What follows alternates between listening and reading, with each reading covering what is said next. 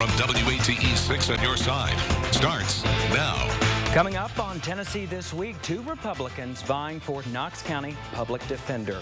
We meet Rhonda Lee and Eric Lutton.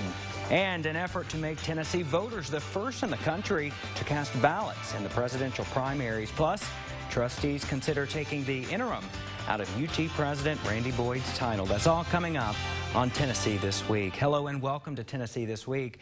Well, we're past the midpoint of early voting on the Republican primary ballot, a chance to vote for Knox County Public Defender. Now, the job had been held by Mark Stevens, who retired and went back to private practice in October after serving in that spot for nearly 30 years. Joining us, the two Republican candidates vying for that office, Eric Lutton and Rhonda Lee. So welcome to the show, guys. Thank you for joining us.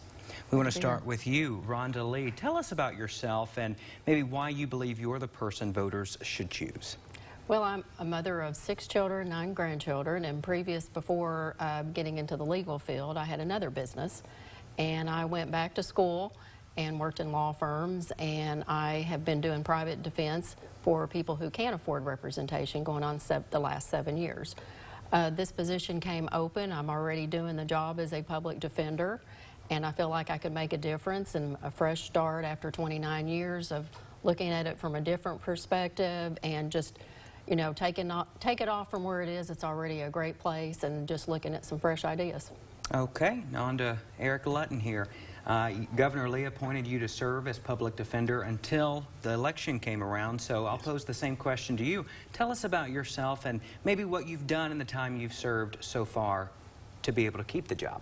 Sure. So Governor Lee did appoint me, and I think the reason why Governor Lee appointed me is the experience that I have in that office. I have been in that office as a public defender since 2013. In 2015, I was promoted to be a team leader, and I was later promoted to be the deputy public defender, which placed me as number 2 in charge of that office of 28 lawyers and 70 total staff.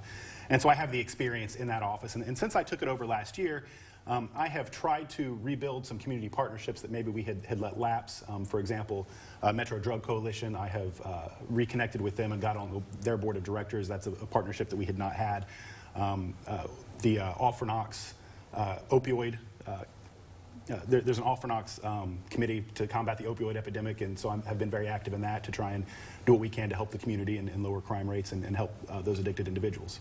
All right, let me ask, what's your vision for a public defender? What sort of path would you chart for doing the job and serving both the clients, both the public and the clients as well? We'll field that question to you. So we operate under what we refer to as a holistic client-centered model. And the holistic model basically means that we want to interact with the whole client, not just the criminal activity. And so what that means is if we have somebody that's charged with shoplifting, for example, and I mean, obviously we need to defend the charge, but if they actually did shoplift, we need to get to the root of why they shoplifted. Are there mental health issues? Are there drug addiction issues? And so the way that we help the client and help the community simultaneously is that we try and connect the person with community resources so they are less likely to reoffend. And we've got a lot of data that shows that approach works. Ms. Lee, what's your take on that question? Well, the holistic model actually started between 1973 and 1975 in Chicago.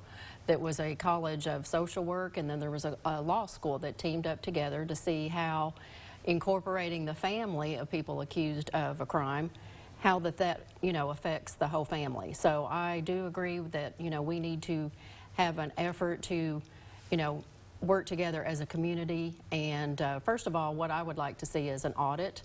The mayor has proposed a $2.4 million budget. The state also funds the public defender's office, and I think that an audit should be done. I don't understand why the public defender's office is paying for a softball field and a basketball gym, and also there's two IT people that also provide a lot of services for national organizations, and I would like to see our taxpayer dollars focused on Knox County. Eric, can you speak to any of those expenses? We don't fund a softball field, and we don't fund a basketball court. So there is when you are a county agency, the county provides office space for you, and you are responsible for maintaining the land that you're on. And so there is next door to the office that is on the same plot of land that we're on, there's a soccer field that we have to pay to mow.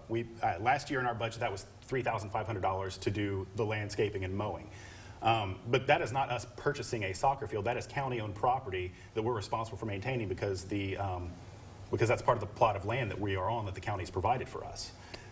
In terms of a basketball court, we have a community room in the public defender's office, and I don't know if the suggestion is that we should tear down the building and start from scratch, but we have a community room where we do things like veterans legal clinics, where we do things like CLEs, continuing legal education, where agencies like DCS have come to meet there. So it is a room that's available for the community as part of the government office. And when you've got 70 total employees, you have to have a space large enough to have all of your staff together for staff meetings. And you can have kind of a large warehouse-like room that's not ornate, that's actually relatively cheap to have, or a large conference room. And so they opted, when they built the office 20 years ago, to basically have it just be kind of almost a warehouse type of setting where there's a stage. And there are basketball goals on either end, but I don't see what that has to do with our current budget for a building that was constructed 20 years ago. Let's move on to your former boss. We spoke to former public defender Mark Stevens just before he left the office last year. He said his biggest challenge with the office was workload. Stevens also offered these words for his successor. I would say for my successor, the challenge is make sure you know what the job requires and make sure that suits your skill set. Public defenders are essential. They are freedom fighters. They are your freedom fighters, and they are an essential part of our system. Freedom fighters. Okay, what's your plan for that workload and getting at those underlying problems? How can you perhaps pick up Stevens' torch? We'll start with you with that question, Rhonda. Well, I think that, looking at the budget carefully and seeing if there are more attorneys that are needed for that caseload, and if that is the case, that I would be able to go to the county commission and the state legislators to bring more money to fund that. There is a large community of private attorneys like myself who do also offset that. So there are, approximately 50 to 60 private attorneys that also do the same work. Eric? So caseloads are certainly a struggle. And, I'm the only person in this race that actually has any experience working in a public defender office, so I know sort of what that is like to work under those oppressive caseloads. There was a commission that was, the ABA and the Department of Justice issued a National Advisory Commission study where they said that no public defender could reasonably be expected to handle more than 150 felonies or 400 misdemeanors in any given year. And we have attorneys that are literally running almost double those numbers, and so it is a challenge. But it is difficult to get additional funding for those. So we have to be smart in the way we're utilizing our resources. We think that having the social work piece where you've got people that are trained in that particular area to do things like get people lined up with rehab, get people lined up with mental health treatment, that takes some of the burden off the attorneys and allows us to work as efficiently and effectively as we possibly can. But we could always use more, we could definitely use more resources. Okay, I want to give both candidates an opportunity to take maybe a minute. A lot of voters out there still have time to get to the polls to sort of make a last-ditch effort to earn their vote. I'm not sure whose turn it is to go first. Eric, would you like to finish us off here? Sure. I believe experience matters. And I think that being the only candidate that has any experience working in a public defender's office means something. I went through an extremely thorough vetting process by Governor Bill Lee when I applied to get this position. I interviewed with the governor's legal counsel. I interviewed with the deputy to the governor, Governor Lee's chief of staff, Lang Wiseman, and with Governor Lee himself. And so I believe that the reason why I was selected for that position was because of my experience and my knowledge and my passion for this work. And so I believe the voters should affirm what Governor Lee has appointed me to and keep me in that position and vote for me on March the 3rd. All right, Eric Lutton, thank you. That means you have the last word tonight. All right. Well, I also interviewed with Governor Lee, and Governor Lee was very encouraging to me. And just to set it straight, you don't have to work at the public defender's office in order to be there and run that office. I have a business background. I've also worked with people, and lots of people. I've also taught at Pellissippi State and taught faculty. I was adjunct faculty. So just knowing how to defend clients and having a business background, I think one of the most important thing also is that being able to relate to your clients and being compassionate and caring about what you do and your drive for making sure all of our citizens, their rights are protected, you know, their constitutional rights are, make sure the criminal justice system, that we have a checks and balances. So I'm asking for your vote today, and I'm asking for that you do elect somebody who has a compassion for people and the families that are in the criminal justice system. All right, again, thank you both. I know you have a busy few days ahead of you, few weeks ahead of you, so thanks again for your time. Well, still to come, our pundits get to have their say on this race. Plus, we'll talk about making Randy Boyd UT's not-so-interim president. You're watching Tennessee This Week on WATE 6 on your side. We'll be back. Right now, Champion Comfort 365 windows are buy two, get one free. Our new windows have made us feel a lot more comfortable in our home. Let Champion help you fall in love with your home. Book your free in-home consultation online or call 888-930-CHAMPION for buy two, get one free. Hello, Mike Hatmaker. It's a new year with new deals, and check these out. Jeep Wrangler Unlimited discounted $6,000, and you get $1,000 worth of gift cards. 2019 Chevy Silverado sale price $23,888. 2014 Ford Fusion SE beautiful interior sale price $10,888, and you get $1,000 worth of gift cards. 2015 Jeep Wrangler $24,888. You get $1,000 worth of gift cards.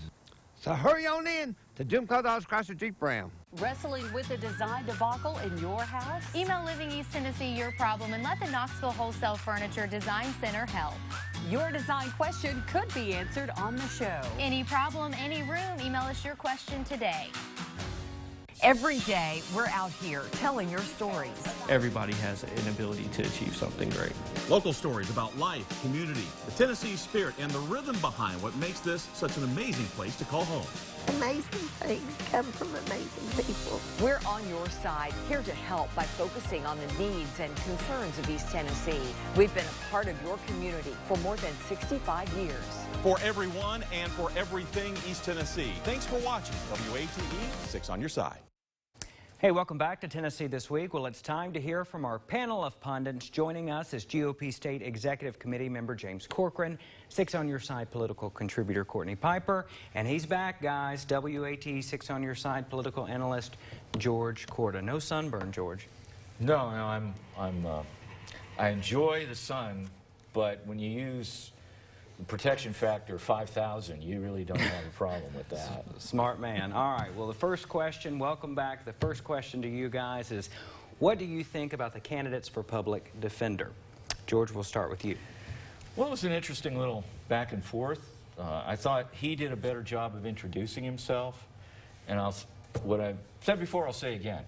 When a candidate is talking to a group of people, whether it's through a camera or in an audience, do not give your resume when asked, why are you running? Tell immediately why those people should be interested in you being elected. Once they know that, they'll be interested in finding out your qualifications to achieve that. I thought he won that on points, but he could have done better. I thought the overall back and forth about who has better qualifications, he does, from that exchange. What she's saying is, I haven't done this before, but I have compassion for people, and you can count on me to do a good job. He's got some experience doing it. I would give him the advantage unless there is we need a woman in that position kind of a emphasis in the race. Courtney, what are your takeaways? Well, it's very clear from their exchange and what I know about the public defender's office that our public defender, their vision for the office is very important, and what they perceive the purpose of the public defender's office is also extraordinarily important. We heard our former public defender say that they are freedom fighters, and that's right. The Constitution guarantees us the right to legal counsel. It's a critically important part of our government and our Constitution. But it was interesting because during that exchange we heard about how overworked our public defender's office is, and with a staff of, I think they said 75 folks that are extraordinarily overworked, where you're going to get the most efficiency and the best product from the people that you have in your office is somebody that's got management experience. And Eric Lutton seems to have that experience. James, you're an attorney. What were your takeaways? Well, our public defender's office has a really good reputation that they put together a really good work product. And I think to disrupt that continuum of essentially Mark Stevens has sort of passed on to Eric Lutton as sort of being the heir apparent. Now, we elect our officials, and certainly no one has the right to just claim a position like this, but I think there would need to be a better case made that there's a problem in the office to justify to a lot of voters disrupting that process.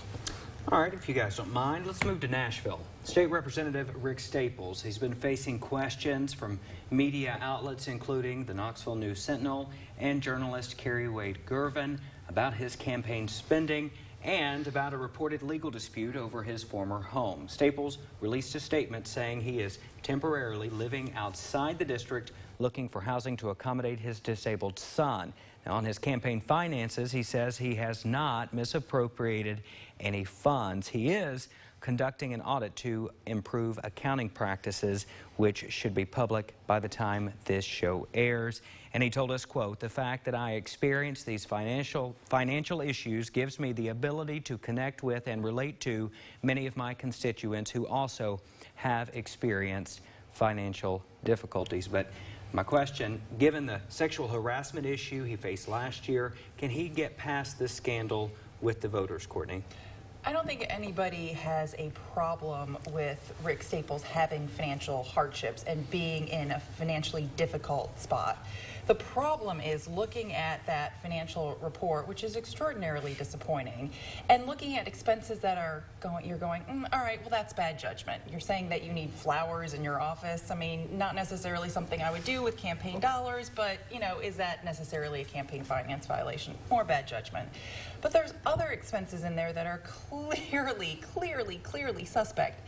And it's not just one, it's not just two, it's not just a handful. There's a lot of them. And I think that Rick Staples has to answer to the voters and give us more information about what this is, what he plans to do with it. And then I'd also would like to hear from the State Election Commission too about what action they might take. So you think it's possible he'll overcome this? He could overcome this?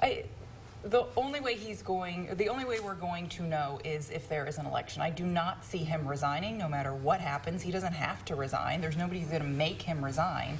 We've got an election coming up. That's one way for the voters to share their voice. George?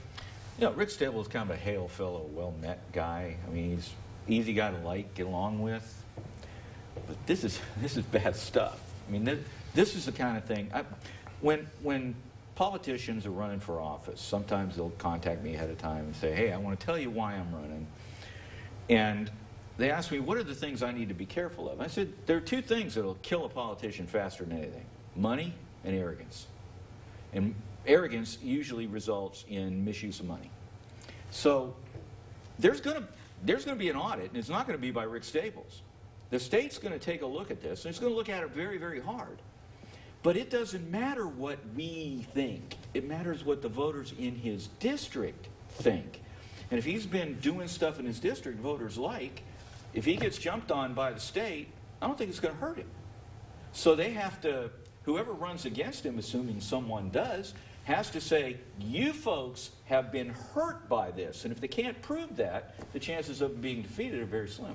Interesting. And he does have a Democratic opponent. Well, and these aren't, what we've talked about aren't his only problems. If you look at his financial disclosures, he also received a $5,000 donation from an individual, which is way over the individual donor cap. Also, if you look at his statement of financial disclosures, we've got a part-time legislature, and it looks like from the last 2 years, he's been unemployed outside of that job. So folks aren't supposed to be living entirely off of their income from Nashville. So he's really going to have some trouble justifying what's been going on with that spending if he's not working. All right, we're still in Nashville, but we're talking a little national politics here. Could Tennessee one day be the first in the country with its presidential primary? Nashville State Representative Jason Powell was talking about that this week. The state Democratic Party opposes this, pointing out that other states have been penalized by trying to leapfrog the schedule. State Republican Party Chair Scott Golden said that others are looking at the idea, so why not Tennessee? Well, why? Why not? What do you think of this move? James, we'll start with you. Well, I think there's a certain amount of advantage to at least having some other states go ahead of time. It gives our voters a chance to sort of take a look and see who's doing well, who's not. But we're not going so far back that our votes are irrelevant in terms of the national scene. I'm sort of a if it ain't broke, don't fix it type. What about the attention, though? If you're the first, that's, you know, all the candidates flood your state. Well, they flood our state, but does that really change anything as far as their positions? Does it really make the democratic process any better in our state? You know, getting some attention, wonderful. some additional press, great, but does that do anything for the average voter of Tennessee? I don't think so. What do you think, George? It doesn't. Let me say this. It ain't happening. I'm sorry, that's bad grammar. It ain't happening no how. What this has accomplished is gotten a representative a headline. Look, no other state is going to allow Tennessee to move itself to January 2nd or whenever and then stay there by itself. Then you've got various issues with the national parties. What you wind up is having a super day after January 1st primary. Nobody's going to let us out there by ourselves. Secondly, nobody's going to want to come here over the Christmas, New Year's holidays and campaign and then have to vote. This is silly. What this is a, like I said, it's a nice way for the gentleman to get himself a little attention for caring about Tennessee. Not a fan of hypotheticals. All right. Courtney, I got about 45 seconds. What are your thoughts? This is a stupid idea. It's a stupid idea for all the reasons that George listed. Plus, it puts us in this perpetual campaign cycle. I mean, for God's sakes, people want a little bit of a break. Having Super Tuesday in March means we can kind of kick off January, have some debates, kind of get more of an understanding where the candidates are, and we don't have to be in this constant, non-stop campaign cycle. This is the dumbest thing that they've ever considered. One of the dumbest things. We're already in a non-stop campaign cycle, though. You know, they never say, I don't have an opinion about this. All right. Well, that would make for a lousy show, wouldn't it? It would. Hey, still to come, UT leaders consider taking the interim out of University President Randy Boyd's job title. You're watching Tennessee This Week on WATE 6 on your side. It's the ultimate expo for men. Oh, yeah. The Knoxville Man Show, presented by WATE Tech, February 28th and 29th at Chilhowie Park. Don't miss this free event. Visit KnoxvilleManShow.com for details. We want to see you there. How does the automatic emergency braking in the Chevy Equinox work? I don't know. What? Can you tell me how lane keep assist with lane departure warning works? Lane departure warning? What is that exactly? Kids may not know about the 2020 Chevy Equinox's standard safety features, but every parent should. Get $4,250 cash allowance on most Equinox models. Plus, current competitive owners get an additional $750 cash allowance. See your East Tennessee Chevy dealers. Are you turning 65 soon and getting overwhelmed by Medicare mail? At Senior Financial Group, we do Medicare differently. We educate you on your options, including Medicare Advantage plans, Medicare supplements, and prescription drug plans. We compare multiple insurance plans to get you the coverage you need at a price you can afford. Tailoring your coverage to your lifestyle makes our approach unique. To learn more, call 865-777-0153 to talk to a local trusted advisor. That's 777-0153. Get ready for the Knoxville Man Show, presented by WATE Tech, a celebration of all things man. Cool. Trucks, home brewing, wings, gadgets, hunting, and more. Don't miss this free event. Visit KnoxvilleManShow.com for details. All right, welcome back to Tennessee This Week. The conversation continues with James Corcoran, Courtney Piper, and George Corda. All right, UT President Randy Boyd. He could be sticking around a little longer. Board of Trustees members possibly making him no longer interim. My question, as this proposal goes on, what do you think? Do you think he's the man to lead the university system long-term, Courtney? Hey, every person that I've interacted with in the University of Tennessee system has very good things to say about Randy Boyd. You know, they'll say things like, this is a man that took things off of a list that people said, no, you can't do that, that'll never happen, and he just started ticking them off of his list. And so he seems to be accomplishing a lot in a very short period of time. He's very focused, he gives good direction, good leadership, so there's no reason not to remove the interim piece from his title. James? I agree 100%. He's been very effective. Has avoided any sort of controversies, and just, you know, if it ain't broke, don't fix it. And isn't that a mark for a UT president? If it ain't broke, don't fix it. George? I don't really have an opinion on this subject. Oh, my God, please. It's the first time. Write it down, folks. Actually, I might. That's a lie. I might, yeah. Now, I had actually Randy on my radio show on WOKI a couple of months ago. And he, in fact, mentioned that he was interested in doing it. He was still interim, obviously, but doing the job full-time. And we talked about freedom of speech issues, and we diversity and inclusion and all that stuff, and what that really means, and where he stood on campus freedom of speech. He's for it, by the way. And We talk about where Tennessee is going, where the university is going, where he wants to take it, the good thing, some good things that are happening there. And he clearly likes the job, clearly said, yeah, I'm interested in staying there. I'd like to stay there. He hasn't done anything to cause anybody to push him out the door. The only reason there could be is if somebody had some political animus against him, and he hasn't done anything overtly political. So I think if he wants it, he's probably got a really good chance of getting it.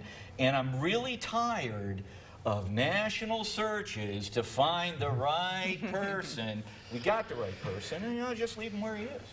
All right. Well, a few days ago, the Democratic debate included Michael Bloomberg, who had a recent climb in the polls, of course, making it onto, this was the first time he made it on a debate stage, and fellow Democrats took aim at him. Can they counteract his financial advantage? I don't know whose turn it is to go first right now. James?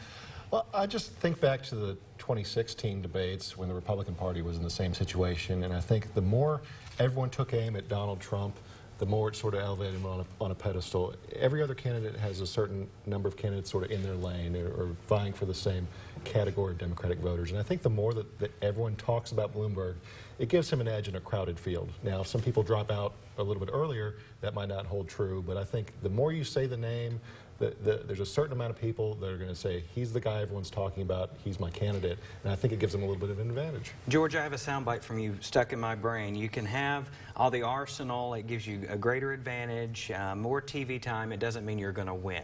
So does that apply to this? No, and I think one thing you have to look at are the supporters of all of the other Democratic candidates. These candidates, whether you like them or not, they've been slogging their way through these primaries.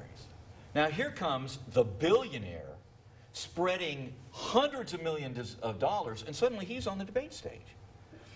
You can bet your life there are a lot of supporters of Elizabeth Warren, Bernie Sanders, and others who are just fit to be tied over this, and there's no way on God's green earth they're going to vote for Michael Bloomberg. I don't care how much they hate Donald Trump, because when they look at Bloomberg, they see another Trump. Courtney, I've got about 30 seconds left. Courtney, what are your thoughts? The reason why you saw all the candidates taking aim at him is because he's in the lead. It's a crowded field. If you're in the lead, you know, people want to tear you down and remove your lead, and so that's the reason why they were taking aim at him. But boy, did he bomb that debate. So it'll remain to be seen if his money and his campaign can overcome the fact that he just completely bombed this debate, and perhaps will bomb other interactions. Because he doesn't believe the things he's saying. And so he's reluctant to say them. He's hesitant to say. He's not sure about what he's saying. As a result, he's fumbling like a quarterback with oil on his hands. Well, do any of them believe what they're saying? We had a room full of millionaires complaining about income inequality. We got to go, but I want you to explain to me the football and the oil later. All right, that's our it's time. slippery. Oh, I get it. Hope you'll join us next Sunday at 12:30 for more Tennessee This Week. Welcome back, George. It slides.